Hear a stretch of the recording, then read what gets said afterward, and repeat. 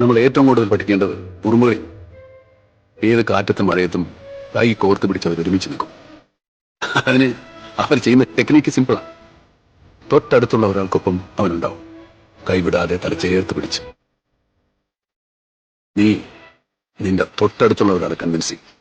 അവന്റെ ഒപ്പം എന്തിനും നീ ഉണ്ടാവും എന്ന് ഉറപ്പിച്ചാൽ നിനക്ക് ചുറ്റും ഒരു പുതിയ ലോകം ഉണ്ടാവും. എന്നാൽ മനുഷ്യരുടെ കാര്യത്തിൽ അത് തികച്ചും വ്യത്യസ്തമാണ്. ഒരു വ്യക്തി ജീവിതത്തിൽ ഉയരുന്നത് കണ്ടാൽ ആ വ്യക്തിയെ വലിച്ചു താഴെയിടുവാനും ആ വ്യക്തിയുടെ വളർച്ചയെ എങ്ങനെയെങ്കിലും തളർത്തുവാനുമാണ് ഞാനും നിങ്ങളുമൊക്കെ പലപ്പോഴും ശ്രമിക്കുക.